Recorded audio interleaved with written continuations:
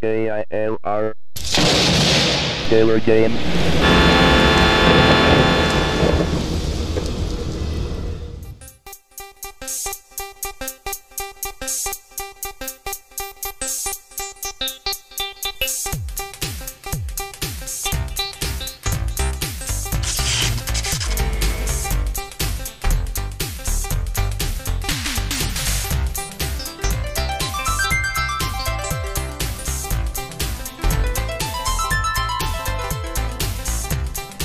Hello gamers, simmers, and pilots. I am the KILR Gamer and welcome to the World Tour. The tour around the world, sorta kind of, with Flight Simulator 2 by SubLogic for the Commodore 64. I say kind of because, well, there's not really scenery that covers the entire world for this particular simulator. Or Microsoft Flight Simulator 2 or 3, or even the Amiga version. It was limited by SubLogic Scenery Disks, which covered most, but not all, of the United States, Hawaii, Japan, and Western Europe, and that's it. That's all there is. It wasn't until Microsoft Flight Simulator 4 that we actually had full US coverage with the SubLogic USA East and USA West, which is not the same as Scenery Disks 1 through 6 and then 7 through 12. It's not the same thing. It was actually a totally redesigned package, and I have that package. I actually have both of them, and I've got a video series going on with that using Flight Simulator 4. But here is SubLogic USA West. See, it's got SubLogic down there, and I've got East as well. Yeah, it's not the same. The coverage is definitely better, and it comes with huge maps too. I mean, they're not like the like if we were to pull up, let me show you the like a regular typical map on Flight Simulator 2. Okay, so they were, you know, this big or so, you know, not very big. And I actually have a scenery disk for the Commodore 64 sitting back there, so that would have the maps in it. But when we take a look at the the SubLogic one, look how big this is. Okay, and this opens up, and this folds open like really big. So I mean, it's like a treasure map or something.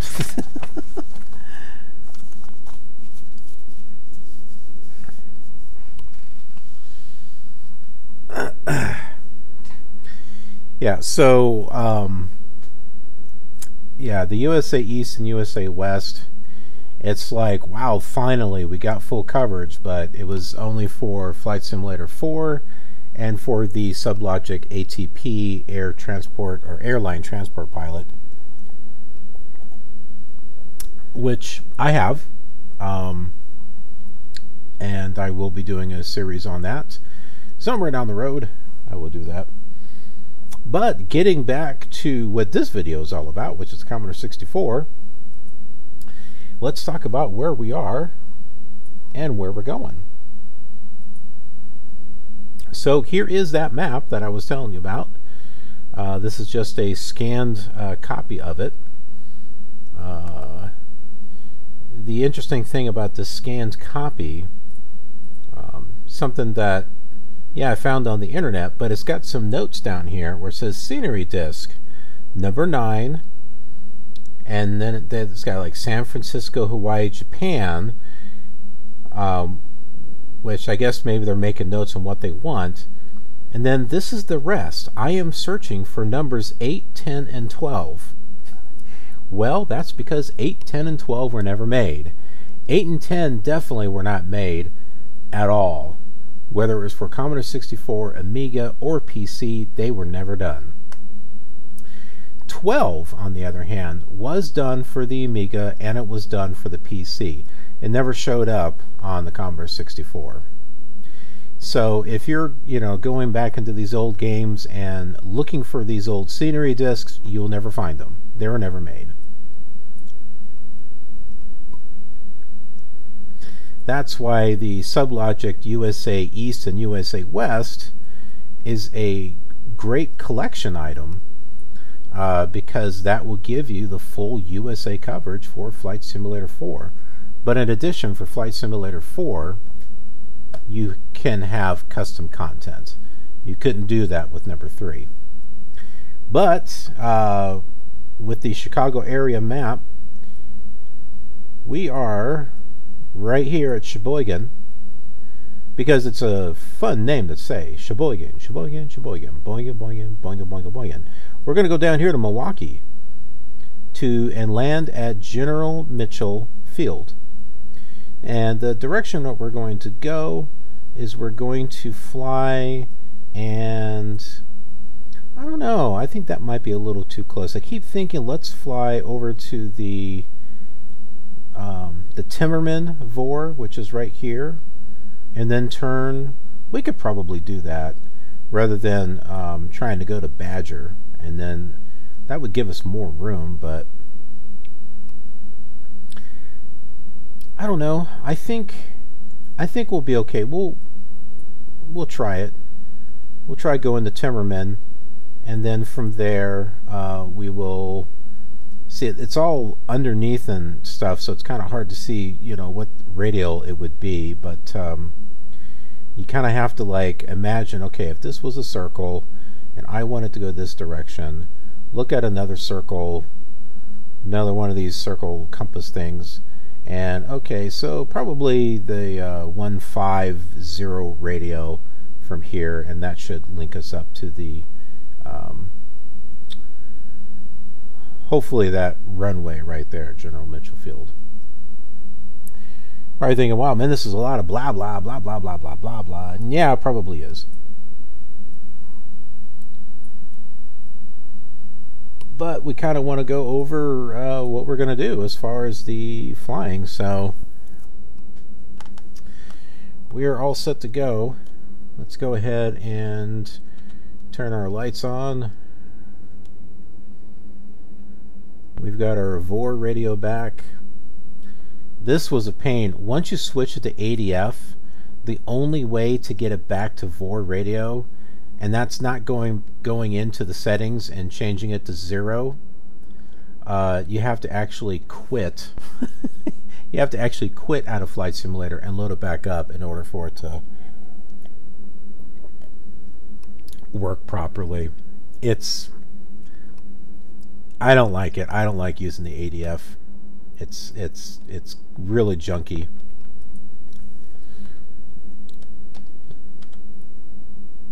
So we'll go ahead and get our Piper Archer turned on. It's a Piper Archer. It's not a Cessna. It is on Microsoft Flight Simulator, but this is a Piper Archer. And yes, I was surprised by that too, but it is actually in the manual.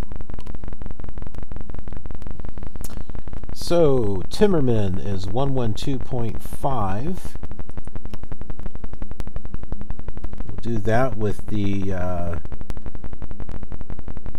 tab key in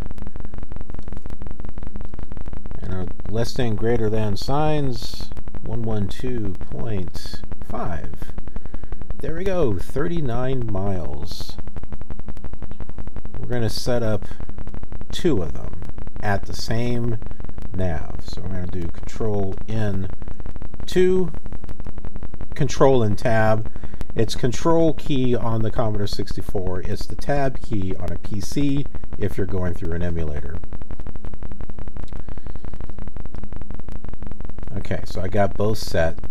So one we're going to be using to go to, and the other one will be from. So let's go ahead and set VOR radio, which is Control V1, and we will change this till it says to instead of FR from.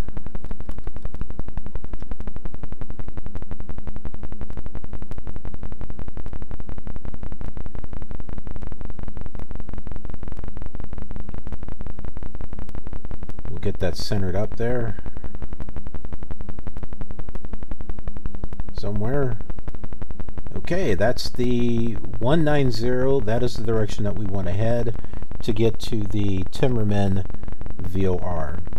Now, we're going to change VRR2, or OBS2, which is the Control V2. We're going to change that to 150. Right? Yeah.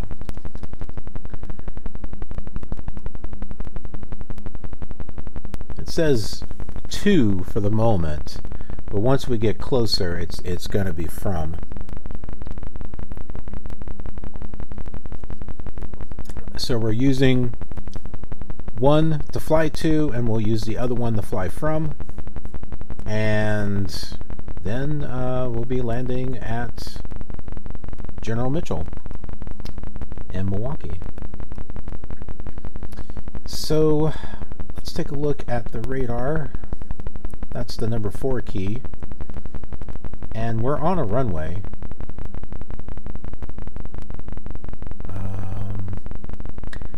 I think the direction that we want to go, probably the best thing to do is to go down this runway, turn around, and we'll take off that direction. Alright, sorry about that. I had hit a key and it reset everything, so I had to kind of get everything back to where it was. Okay, so what we're going to go ahead and do, I forgot to do this before, but we're going to tune in our comm radio to the closest airport, which is Whitman Field, just to get some ATIS information. It's not really going to tell us much, because I don't have, you know, like any major weather or anything set up, but, well, you know, I thought it might be kind of cool to at least get some type of communication. So let's see, Oshkosh 125.8.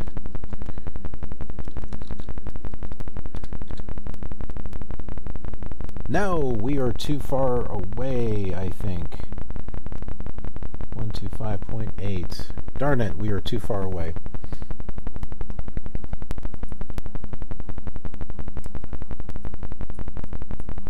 Maybe it'll come up as we when we leave.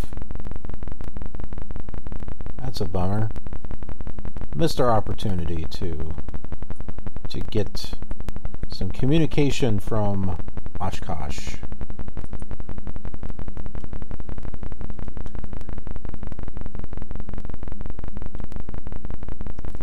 You know, this blue over here suggests a taxiway, but I don't know of any taxiway. I don't think this thing has taxiways.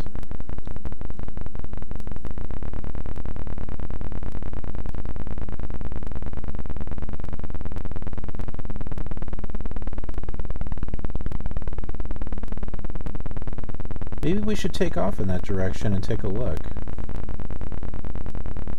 I think we should.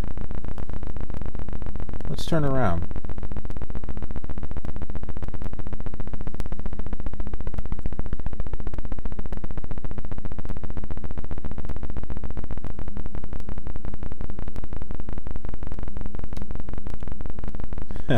First of all, which direction are we facing here? Because we are all over the place at the moment. Okay. I think we're on the right runway.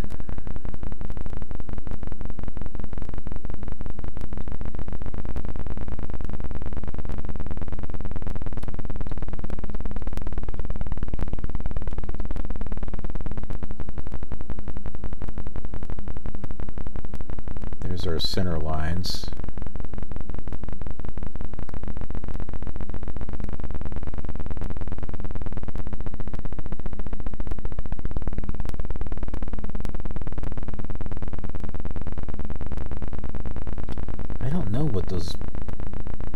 Usually if there's blue lights, they are taxi lights. Let's get ourselves turned around here.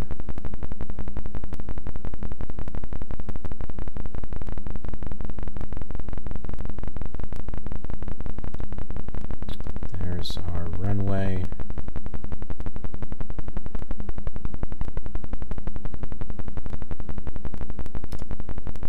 Just kind of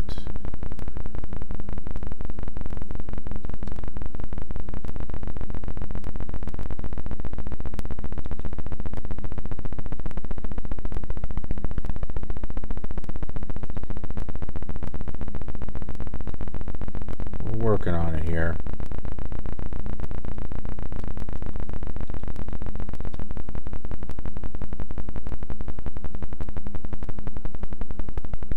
Hopefully we got enough runway to take off.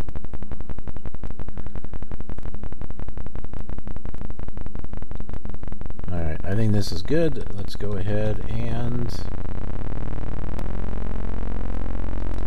get ourselves going here.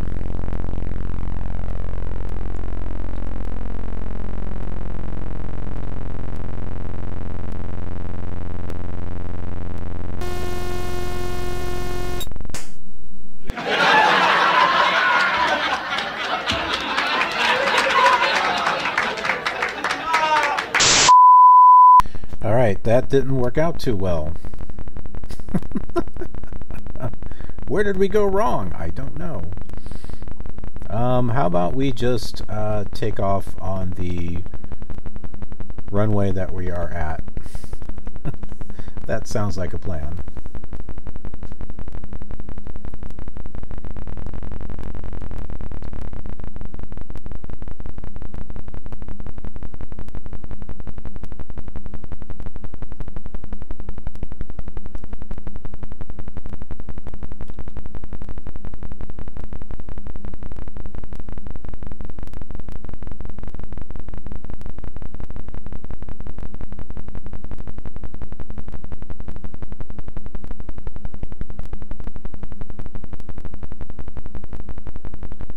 Sound effect sounds more like a helicopter than, you know, like a Piper Archer, but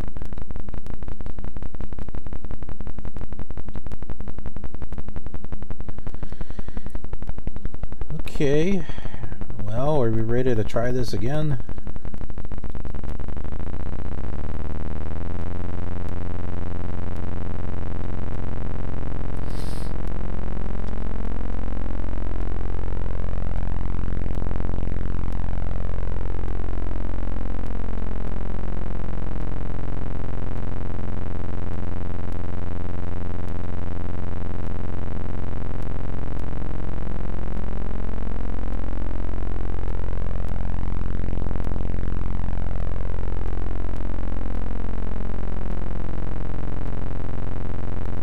Okay, we are airborne.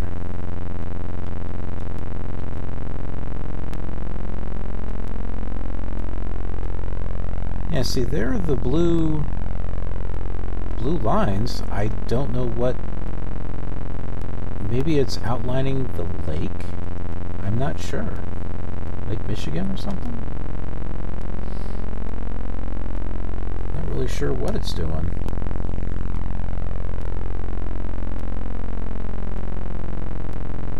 Go ahead and turn to a heading of 190 so we can start heading over the Timmerman. Timmy!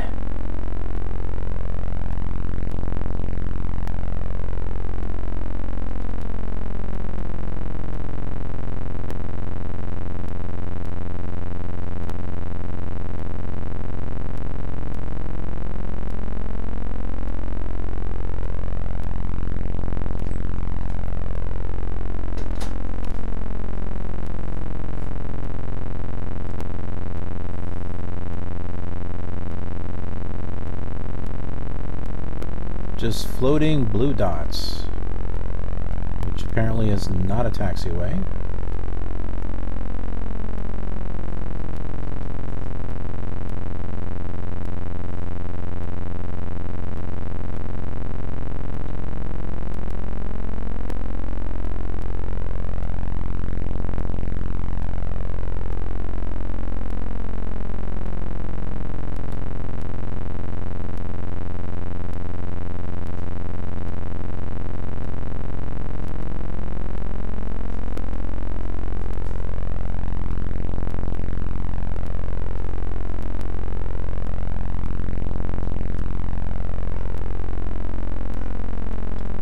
my kitty is back in here. After I had let him out already.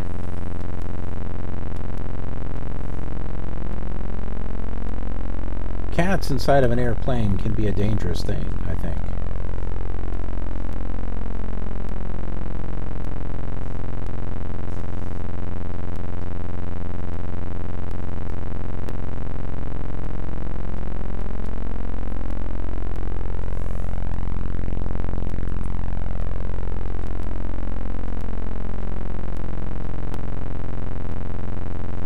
So that there should be Sheboygan, that white mass of color.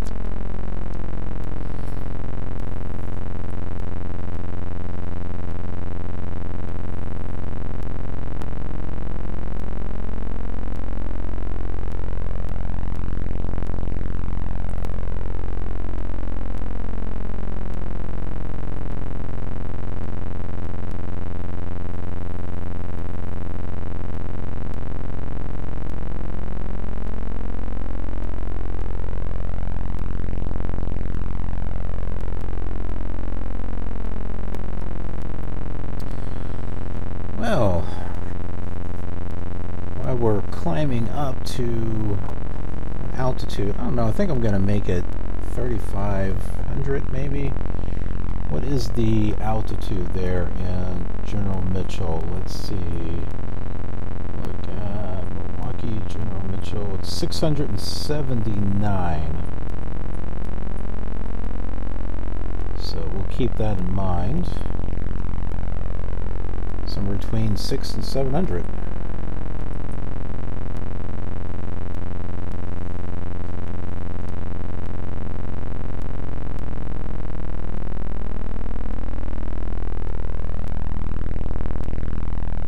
We'll go ahead and start turning our throttle down now, so that way we could ease our way up to 3,500.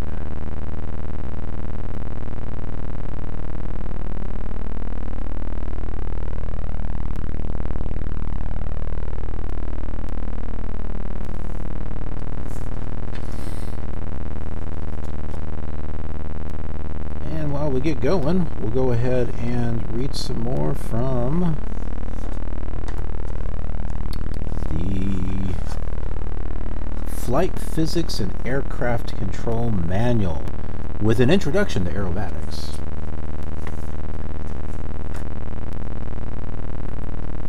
Keep an eye on our plane here. Roll stability. Positive roll stability is not a requirement for aircraft certification. Like pitch stability, a knowledge of roll stability will help with your aircraft control. Roll stability is commonly positive in shallow banks, neutral in medium banks, and negative at steep bank angles. The Flight Simulator 2 provides slightly positive roll stability at any bank angle. This means that the aircraft will always tend to roll level out of a bank with no controlled displacement on your part.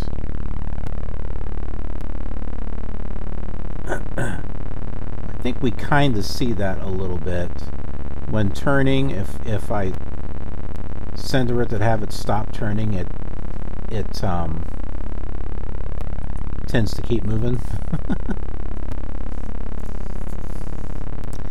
The flight controls. Flight controls allow you to change the aircraft's orientation about the pitch, roll, and yaw axes, as well as change the amount of thrust and drag on the aircraft.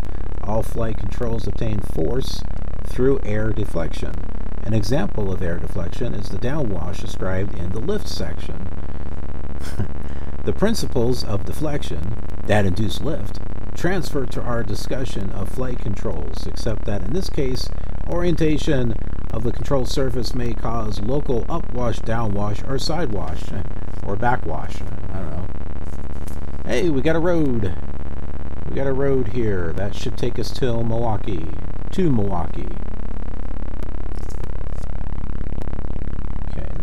flight up at 3,500. Increase our throttle there a little bit. The principles of air deflection are very straightforward. Figure 15 shows deflection of air by a vertical control surface mounted on the rear of the aircraft, the rudder. So here is figure number 15. When I can get it to see there. Okay, see the plane there? It's kind of pointing. I can't, it's not focusing there. There it is. Center of mass right there. And then we've got, well, the bottom says reaction, yaw, and then deflected air.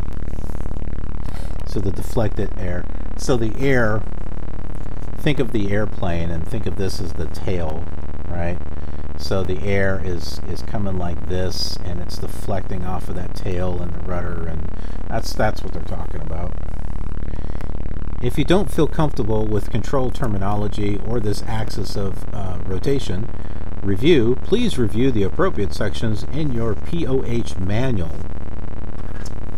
That would be the Pilot's Operating Handbook, which is the other book that comes with Flight Simulator 2. Note that whenever an elevator reference is made, we mean elevator or stabilator, depending on aircraft type. The Piper Cherokee Archer actually uses a stabilator. I've never used that word before. A one-piece movable horizontal control surface. Consider stabilator and elevator to be synonymous. From an aircraft control standpoint, their functions are identical. I hope I never have to use stabilator again.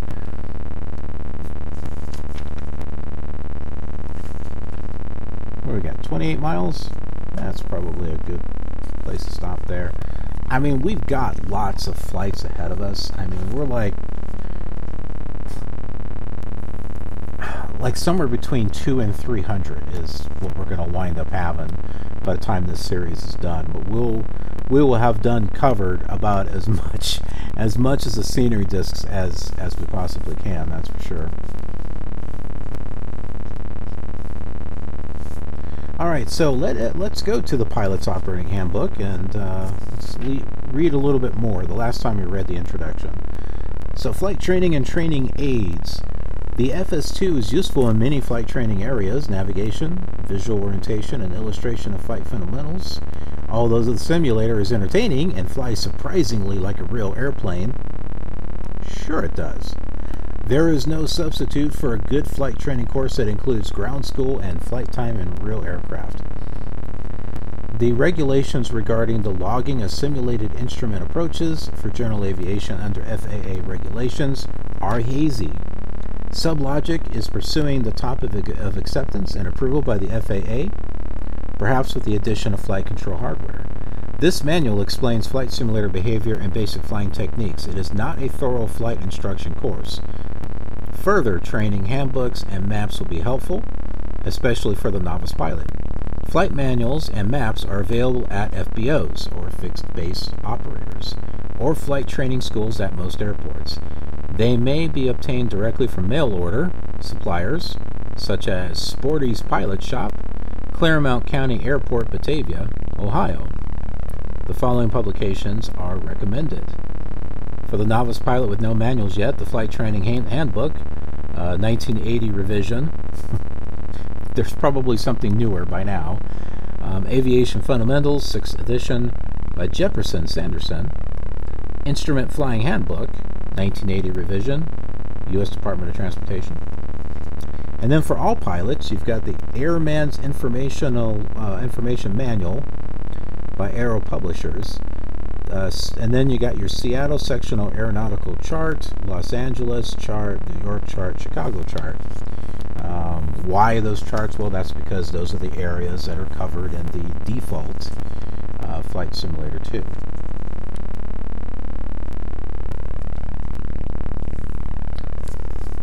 So then the next couple of pages are in regards to running the program and doing a test flight, which we're not going to do a test flight because we're doing quite a bit of flying as it is already.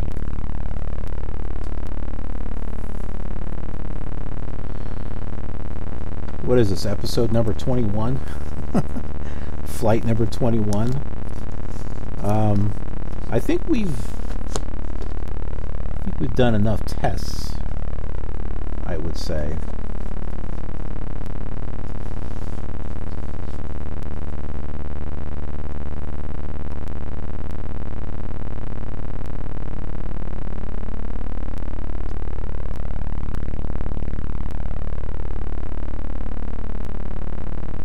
Recording a big group of these episodes together, so that way I can get them edited and scheduled out, and then I can work on another simulator. The one I'll be working on for the World Tour is the Amiga, continuing that one, because it'll be flying the same exact flight plan here. But I still want to go back and get the I've got it like right here. It's underneath a whole bunch of stuff. Get my Flight Simulator 95, because I only got one episode up. I want to get some more of those up and going.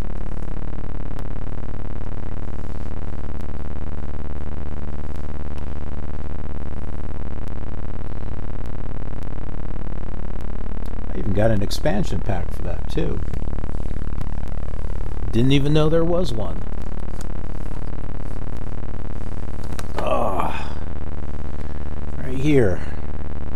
Expansion pack for Flight Simulator for Windows 95. It is Southern California. Did not even know that existed. I came across it over the internet. As far as finding out about it, I'm like, oh, well, I got to get myself that.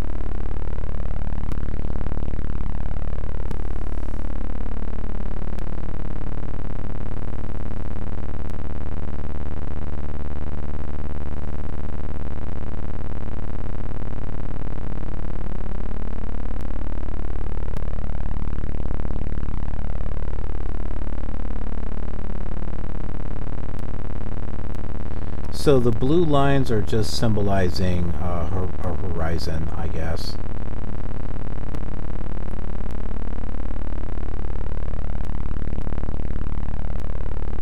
It wasn't always there from what I remember. Maybe it's there because of the scenery discs. Now we'll be heading back into the Chicago area, but this time when we head in there, you're going to be seeing the Chicago scenery from scenery disc number 9. Instead of from the default scenery.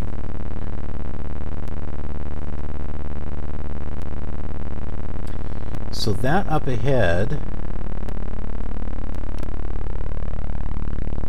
I believe is Milwaukee.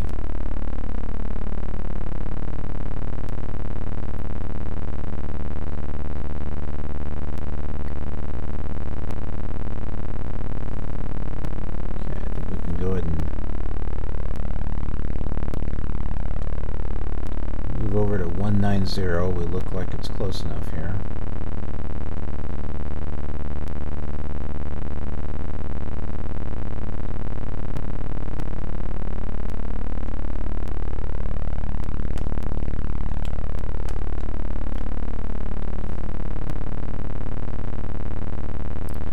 And we're just over 3,500 feet.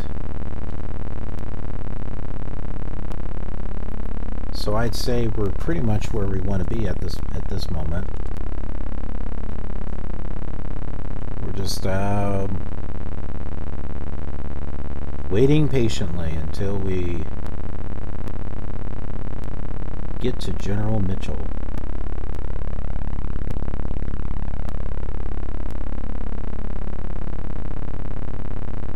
It is currently 7:35 in the evening during Season 1. What is Season 1? I think Season 1 is winter? Let's find out.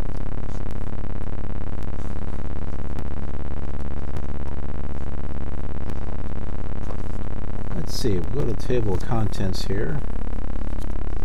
So we can find out about settings here. Keyboard techniques, flying the aircraft, custom simulator modes, the editor. Here we go. Environmental factors, season and time of day. It's page 69.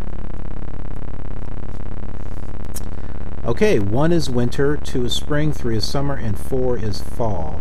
So we were in fall before. We're in winter now. It even has the times of switchover. So the visual switch over transition times, winter,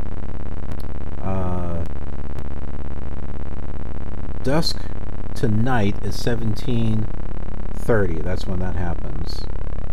And, well, we're way past that. We had switched ourselves from Season 4 to Season 1.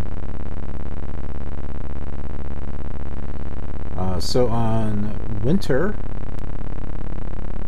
dawn will not happen until 7 o'clock. And then 7:30 will be daytime.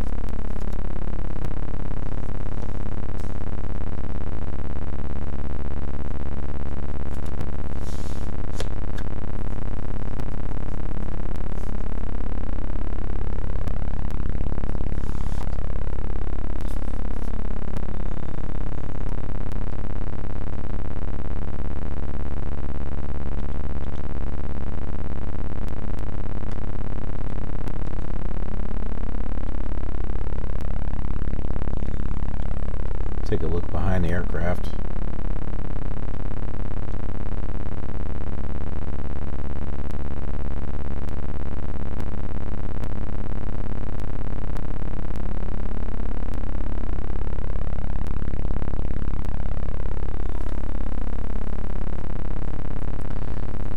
Now, considering the radio that we're at 190.191, there's a good chance that we might pick up the 150 radio before we get there, and if so, we'll center ourselves on this and make our way to the airport.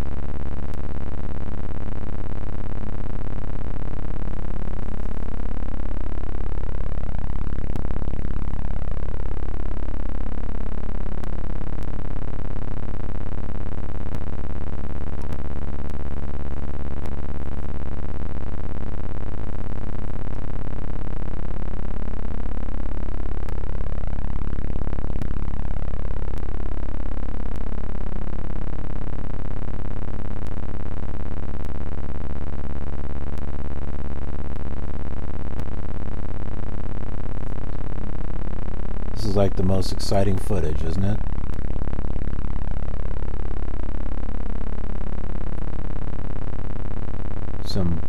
A blue dotted line, a big white square, white polygon of mass here, some white lines. This was detailed scenery of the day. And actually, back in the 80s, if you went up into a real airplane, this is what you saw. No. That'd be funny, though.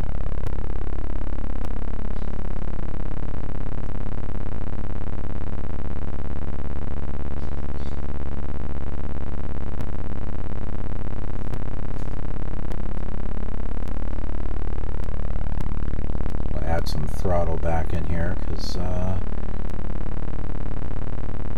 we've been going down from 3,500, so make our way back up.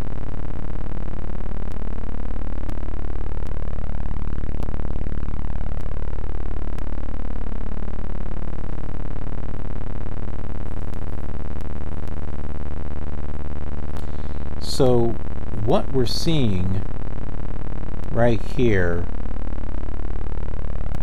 that's going to be an airport. That's going to be Lawrence J. Timmerman. That's going to be the Lawrence J. Timmerman Airport right here. So we're 7 miles away from it. But General Mitchell should be like, I think that's what this is right here.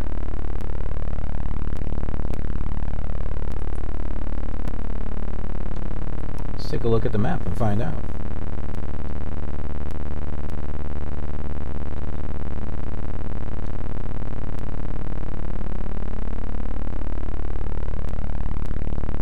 Not much to see right now.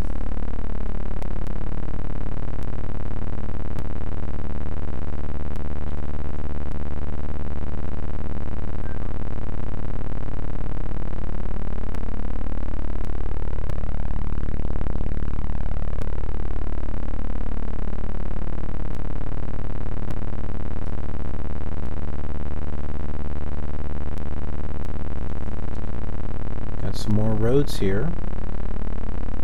And as far as VFR, you know, you can fly VFR and just follow one of these lines, and it should take you to another city, another town. So you can do that kind of VFR flying if you want to. You just say, hey, here I am. Let's not even bother looking at the map. Let's just take one of these lines and see where it goes. And I guess that works out great until you reach the end of that scenery disk, and then you're trying to figure out where you are after that.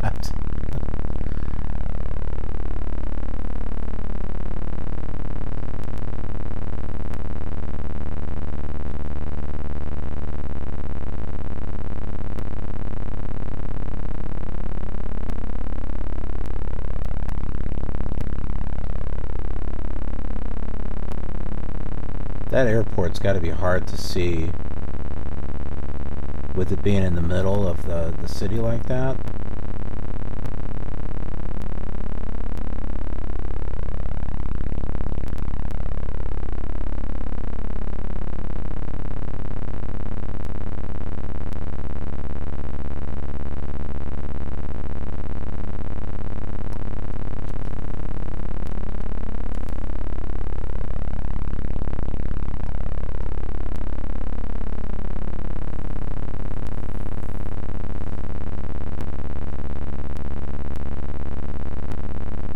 General Mitchell should be off in that direction.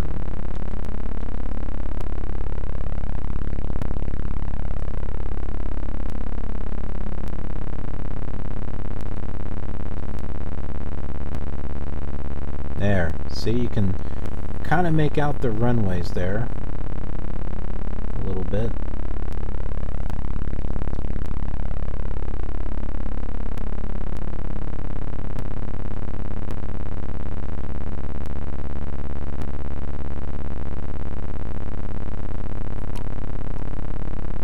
Good thing we're not landing there. It probably looks better the closer that you get to it, although we are only 1.5 miles away.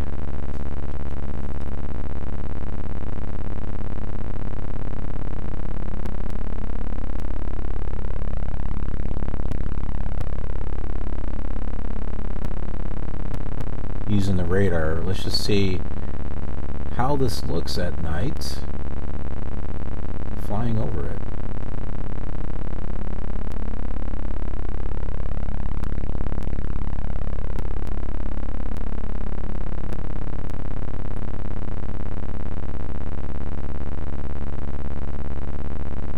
Yeah, see, it's a little better when you get zoomed in there. So definitely some runways. It's not just little bits of brown pieces.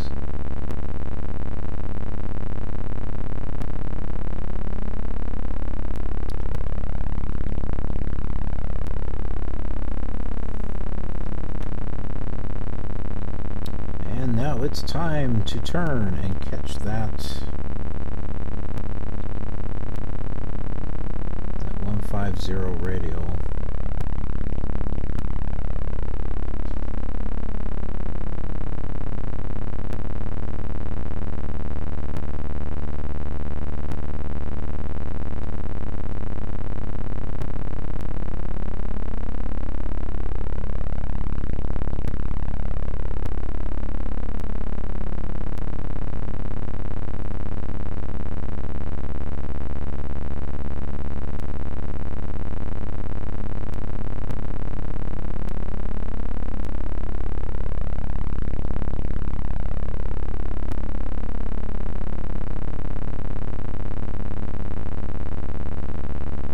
Man, we are swinging back and forth at the moment.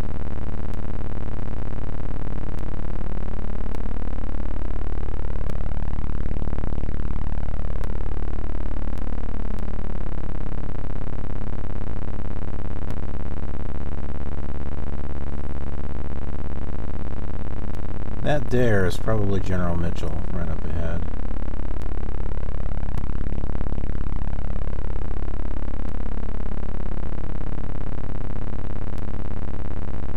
Maybe.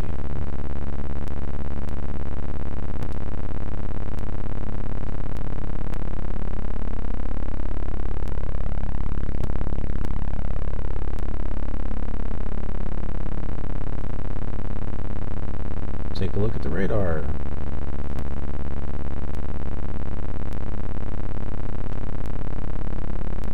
I don't know. It may not be. No, do you see the little broken up dotted lines in the brown? Yeah, that's the airport, alright. Okay, let's go ahead and get our landing prepped here. We'll get one thing of flaps down.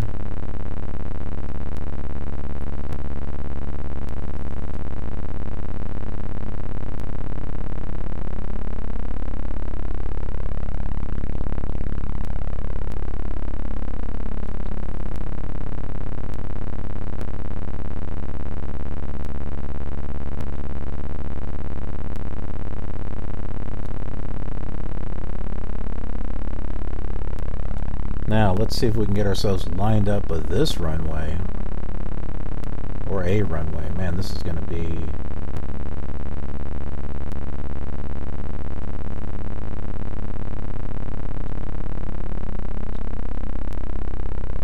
This is definitely going to be interesting. Still don't see any actual airport yet on the radar.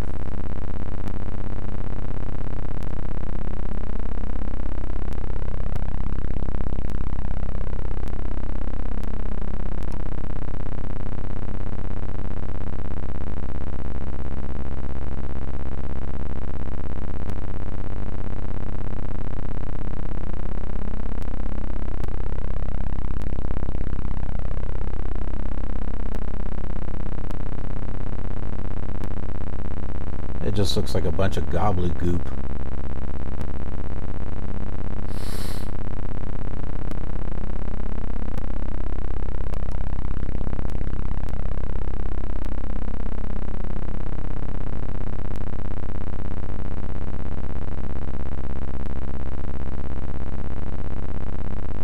At the moment, we're guessing where that runway is at.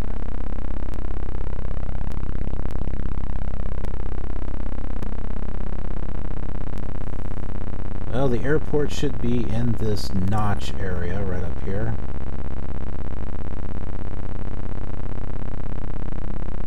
Probably should slow down some more and start our descent.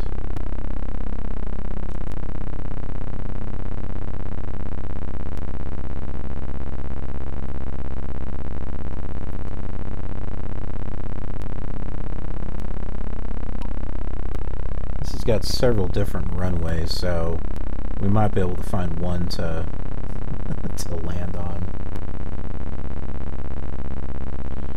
And I think the one that we want, well, there is a short one. This one, this diagonal one, was the one I was originally planning on, but there's a little one over here we could try to land on.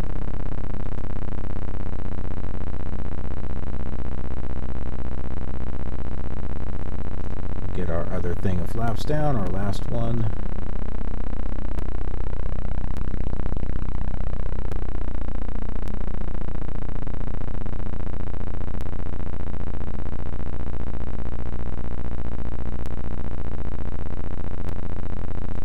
How are we looking on the radar? Aha! So I can see them. There's something right there.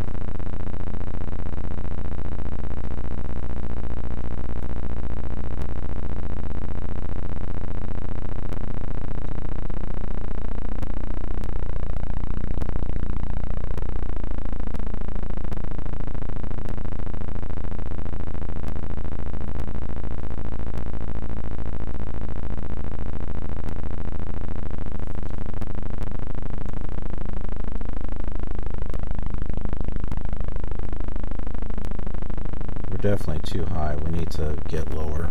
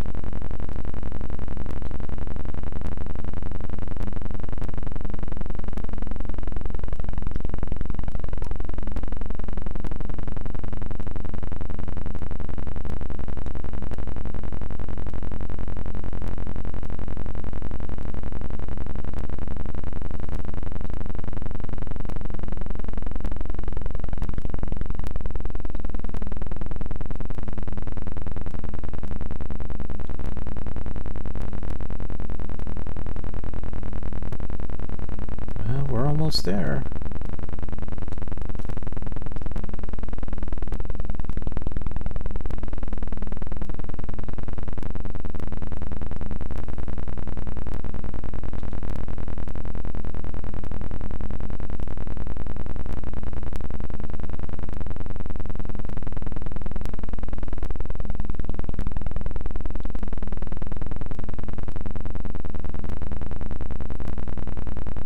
Easier if we could see the actual runway and not have to look at the lines, the dotted lines, but this is what we have.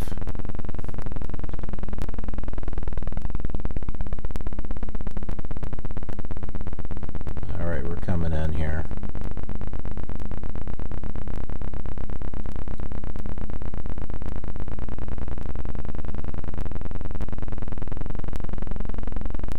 Try to do a flare here.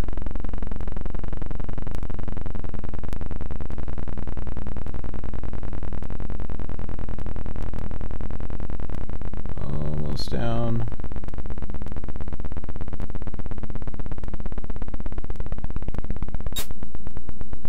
And we got it.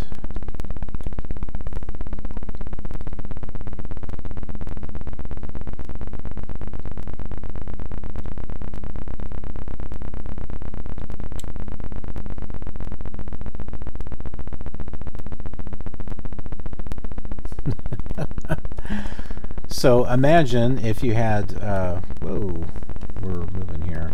It's because our throttle wasn't turned off all the way.